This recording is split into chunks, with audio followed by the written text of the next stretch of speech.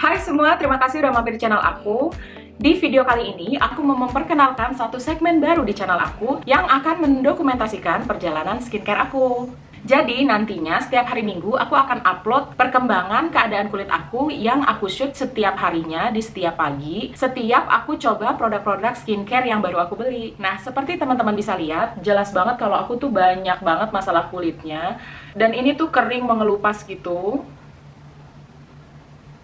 Dan ada noda-noda hitam yang cukup besar. Yang akan aku ceritain juga kenapa aku bisa dapat noda hitam separah ini. Oh iya, aku juga udah beli beberapa produk skincare yang akan aku coba seminggu ke depan ya. Dan nantinya akan aku jelasin juga kenapa aku kepengen coba produk-produk ini dan aku belinya di mana plus harganya berapa. Nah, sekarang aku mau cerita dulu kenapa aku bisa separah ini keadaan kulitnya. Jadi, waktu aku masih sekolah, kulit aku tuh kayak nggak bermasalah sama sekali. Teman-teman aku tuh malahan pada suka bilang, "Diko, lu enak banget sih kulitnya." Maksudnya tuh kulit muka aku tuh kayak biasa aja gitu, kayak kulit tangan. Jadi pori-porinya nggak kelihatan, terus udah gitu nggak ada jerawat juga. Pokoknya nggak ada masalah sama sekali. Nah, waktu aku masuk kuliah, itu aku kuliah di Depok, di UI. Jadi, aku kos kan. Nah, teman-teman kosan aku, walaupun beda jurusan, kebanyakan tuh mereka jurusannya public relation. Aku doang sendiri yang jurusannya broadcasting. Nah, tahu sendiri kan, anak public relation pastinya akan memperhatikan penampilan fisiknya dia, gitu. Itu pun juga aku masih tetap cuek, walaupun sekali-sekali suka ikutan maskeran atau apa, tapi nggak yang jadi rutin juga. Dan waktu aku kuliah itu, aku kayak banyak banget aktivitas di luar ruangan, karena dari kosan ke kampus aku jalan kaki. Terus kampus aku tuh kantinnya outdoor gitu, jadi kita tuh terpapar sinar mataharinya tuh banyak. Walaupun di saat itu kulit aku belum terlalu bermasalah juga, tapi mulai ada jerawat. Kayak kalau aku mau mens, itu keluar 1 atau 2 jerawat gitu. Itu pun nggak aku obatin, aku cuekin aja.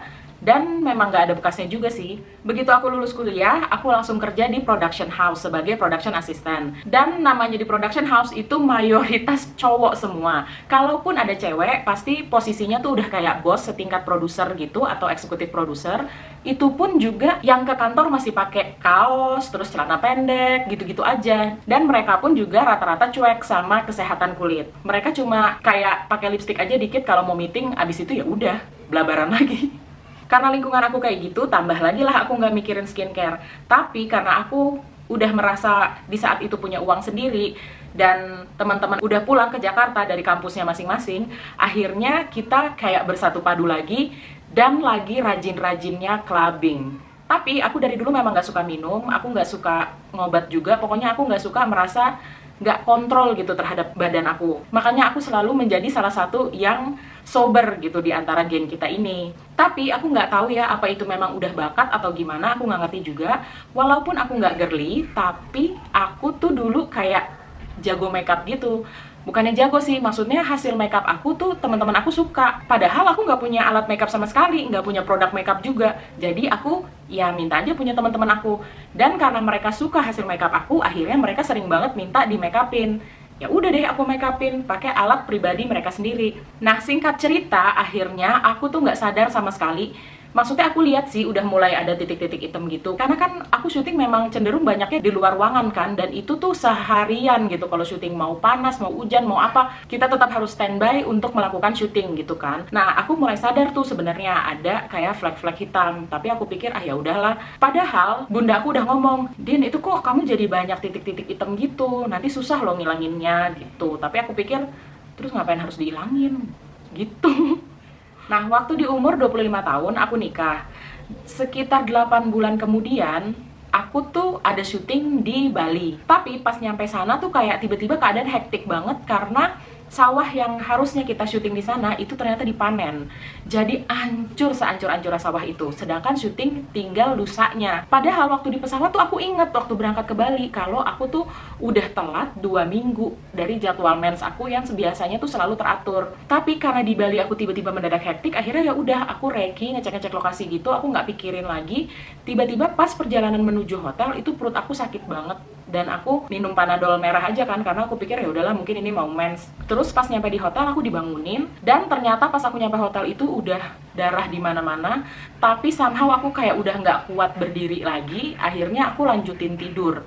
Pas aku bangun-bangun, aku langsung minum air putih. Jadi aku cuma langsung ke kamar mandi. Nah, waktu aku pipis itu memang terasa ada yang kayak blok gitu rasanya dari perut. Tapi aku pikir ya udahlah, ini cuma mens aja. Tapi ternyata pas besok paginya darah udah nggak keluar sama sekali. Ada flek-flek sedikit, warnanya tuh kayak merah muda, seger banget gitu. Aku pikir ya udahlah, mungkin di bulan ini aku terlalu capek dan memang agak ada yang aneh aja dari badannya. Tapi pas sampai Jakarta aku cerita ke bunda aku, dan bunda aku langsung minta aku ke dokter kandungan. Akhirnya aku datang dan ternyata memang benar aku itu hamil dan keguguran. Tapi waktu itu dokter kandungannya bilang, sabar aja, kamu juga masih muda, nikmatin dulu aja. Paling 3 bulanan lagi juga isi lagi, kata dia gitu. Akhirnya ya udahlah, aku pikir ya udahlah santai aja. Nah, ini dia nih, akhirnya kita sampai ke proses yang berhubungan dengan kerusakan kulit aku. Jadi, setelah 2 tahunan gitu, aku ngerasa kayak, hey, udah 2 tahun kok belum isi juga. Jadi tuh aku sama suami aku tuh kayak selama ini terlena bahwa kita masih muda dan kita sabar aja karena kita akan segera punya anak anyway, karena kita udah pernah punya kesempatan hamil juga. Akhirnya kita kayak nggak ngecek kemana-mana dan kita kayak ya udah kayak orang pacaran aja, bener-bener nggak ada pikiran untuk berusaha punya anak. Setelah 2 tahun kemudian aku baru sadar, kok nggak hamil-hamil juga gitu. Tapi waktu aku mau balik ke dokter yang lama, dokter yang pertama kali bilang bahwa aku itu bener hamil, itu aku ngerasa aduh dia dokter tua, terus nanti dia akan bilang gue masih muda lagi dan gak usah dulu apa segala macam. Padahal aku maunya kalau bisa di tahun ini langsung program hamil aja supaya aku bisa kalau dikasih kesempatan hamil secepat mungkin gitu. Akhirnya aku ganti dokter lah sesuai dengan rekomendasi teman-teman aku yang lebih dewasa, karena di saat itu teman-teman dekat aku memang belum pada menikah. Jadi aku nanya teman-teman aku yang lebih dewasa kayak ibu-ibu produser gitu-gitu. Dan aku disaranin udahlah ke situ aja tuh, dokter itu kan deket juga dari sini, dari kantor aku. Saat pertemuan pertama itu aku ditanya-tanya gitu kan, schedule mens teratur atau enggak lalalala gitu. Terus aku di USG yang transvagina, jadi kayak dimasukin alat sepanjang gini gitu, terus dilihat gitu dalamnya ada masalah atau enggak. Nah, di saat itu memang si dokternya kayak, oh ya bagus, nggak apa-apa kok gitu. Akhirnya dia langsung minta aku duduk lagi kan di tempat pasien. Terus dia langsung ngasih resep aku 1 obat yang kayaknya itu isinya hormon. Terus aku harus balik lagi hari kedua mens di bulan berikutnya. Kira-kira seminggu pertama sih nggak ada perubahan apa-apa. Tapi begitu aku sadar-sadar, tiba-tiba kayak di area sini aku tuh kayak banyak benjolan-benjolan gitu.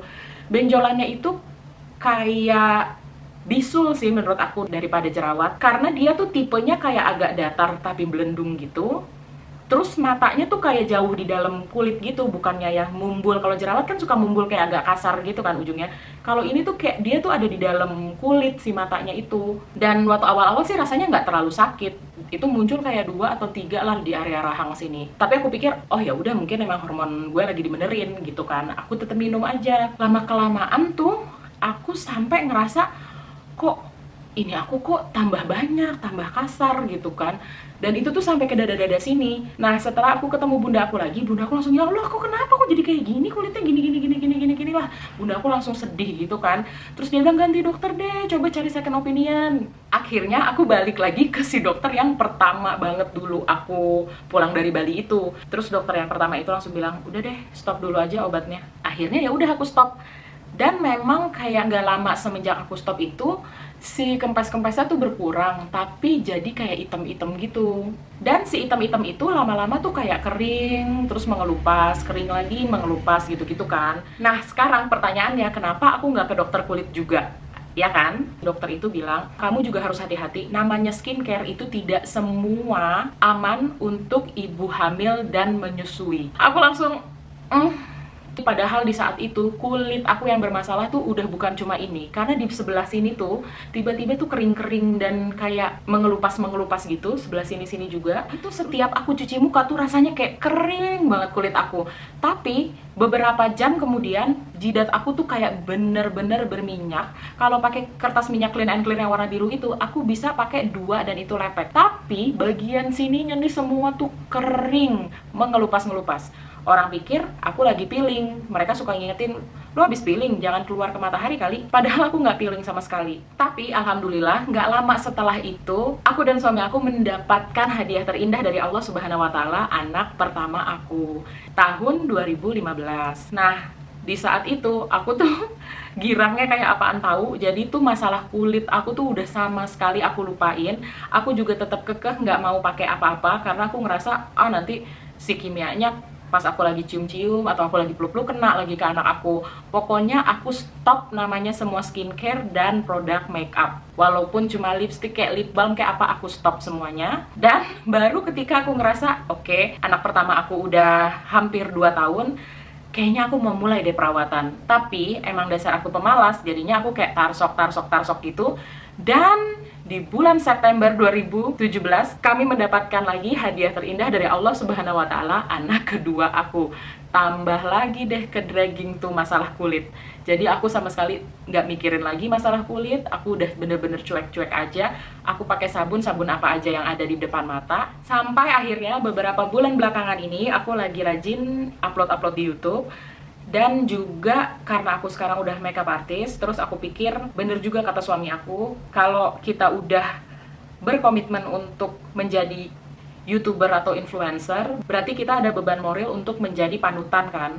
Jadi jangan sampai orang-orang yang nonton aku berpikiran bahwa kita nggak perlu merawat diri karena anyway semuanya bisa ditutup dengan makeup. Teng, aku langsung, iya juga ya. That's why jadinya aku mulai sekarang mau memperbaiki gaya hidup aku di urusan kesehatan kulit. Dan aku harap teman-teman mau bersama-sama aku mengikuti perjalanan kulit aku ini. Dan alhamdulillah banget kalau ternyata video ini bisa membantu teman-teman yang punya permasalahan kulit yang sama. Mungkin juga kamu bisa share video ini ke mama kamu, atau ke tante kamu, atau ke kakak kamu yang umurnya 35 tahun ke atas. Oh iya, by the way, ini aku pakai kayak celemek gini. Ini biasanya aku pakai kalau aku make upin talent yang udah ganti baju untuk syuting. Tapi aku pikir-pikir biar aku nggak males nantinya update ke kalian setiap hari, setiap pagi, aku perlu punya sesuatu yang bisa cepet aku pakai hanya untuk nutupin daster atau nutupin baju-baju di bawah ini. Dan aku juga pakai turban instan ini supaya nanti aku nggak ada alasan untuk males update ke teman-teman. Nah, produk pertama yang mau aku pakai di minggu ini itu adalah Bioderma yang Sensibio. Tapi sebenarnya ini bukan pertama kali aku pakai Bioderma ini. Aku sering banget pakai ini untuk ngapus makeup. Tapi memang aku nggak pernah pakai ini sehari-hari sih, jadi kalau aku bermakeup aja. Nah, untuk sabun mukanya, karena kemarin aku habis lihat videonya Tasya Farasya, jadi aku kepengen nyobain Senka Whip Collagen dan Senka Perfect Whip. Terus karena aku belum pernah pakai serum, jadinya aku mau cobain essence dulu aja yang lebih light daripada serum. Dan aku mau cobanya L'Oreal Revitalift yang tutupnya silver, karena sebenarnya aku tuh kepengennya tutupnya merah. Cuma ternyata di mana-mana kayak sold out gitu. Terus aku kepengen coba juga si Neogen ini. Jadi dia tuh kayak kapas yang udah ada peeling solutionnya gitu. Ini yang variannya wine, karena kayaknya ini lebih untuk yang kulit-kulit kusam gitu kalau nggak salah ya. Kemarin aku sempat baca sekilas, karena aku udah kebelet beli, jadi aku baca sekilas doang, habis itu aku beli aja. Tapi untuk moisturizer aku akan tetap pakai Embryolisse karena aku takut muka aku bereaksi berlebihan terhadap produk-produk ini. Jadi aku butuh sesuatu yang bisa netralin keadaan itu. Nah, kalau untuk sheet mask aku pengen nyobain Kose yang babyish. Terus aku juga pengen nyobain Wardah. Jadi deh, banyak banget produk yang mau aku cobain di minggu ini. Jadi aku akan bikin report setiap pagi, setiap hari, gimana perasaan aku setelah menggunakan produk-produk skincare ini. Terus aku juga akan rekam setiap hari gimana kemajuan atau malah kemunduran dari keadaan kulit aku. Nah, sekarang aku mau coba dulu beberapa perawatan yang bisa aku pakai di siang hari. Pertama, aku mau pakai Bioderma dulu. Sebenarnya tadi aku udah cuci muka sih pas lagi mandi, tapi kayaknya biar lebih yakin ini bersih, aku pakai Bioderma dulu.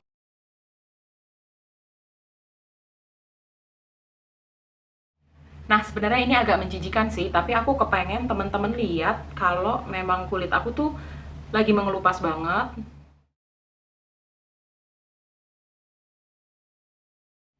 Kelihatan nggak ya tadi kalau di sini tuh memang banyak banget kayak kulit-kulit ari yang copot. Nah, aku tahu sih sebenarnya katanya si Neogen ini kan dipakainya harusnya malam ya kan, seminggu 2 kali. Tapi karena aku udah penasaran banget dan aku pengen share juga ke teman-teman gimana rasanya waktu aku pertama kali pakai produk ini. Jadi aku mau langsung pakai aja sekarang, nggak apa-apa kali ya. Ya ampun, baunya enak banget kayak permen karet apa gitu yang bau-bau anggur gitu. Enak banget. Kemarin aku udah sempat lihat sih di YouTube tutorial makainya. Jadi sekarang aku mau langsung pakai aja. Jadi katanya yang bagian kasarnya, yang kayak kotak-kotak gitu, Langsung dipakai aja ke wajah dengan gerakan memutar.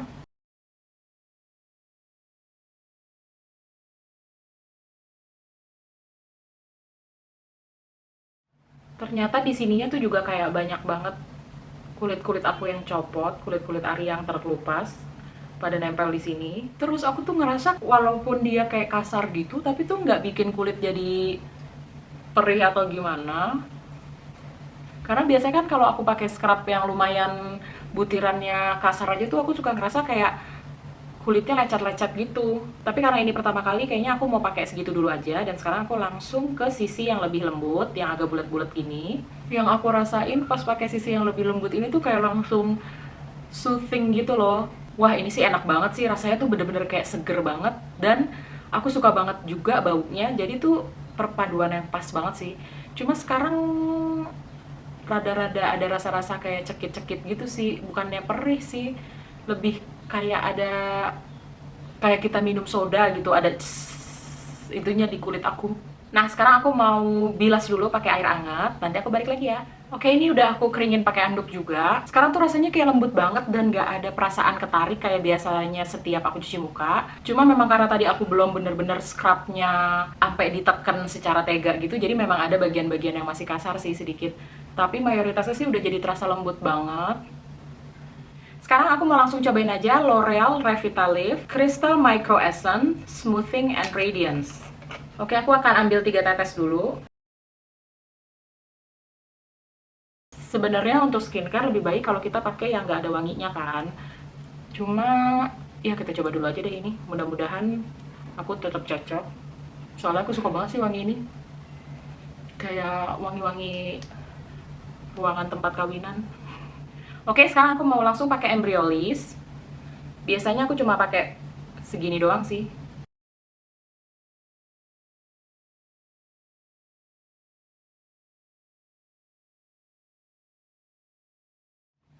Oh iya, aku lupa, untuk eye creamnya aku akan tetap pakai Bobbi Brown yang Extra Repair Eye Cream.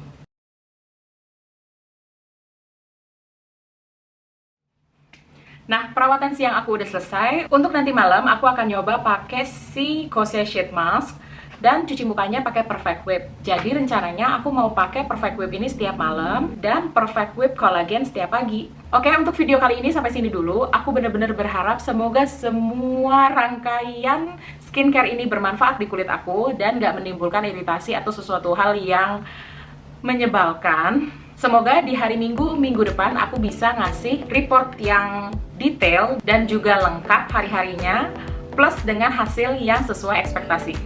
Bye-bye!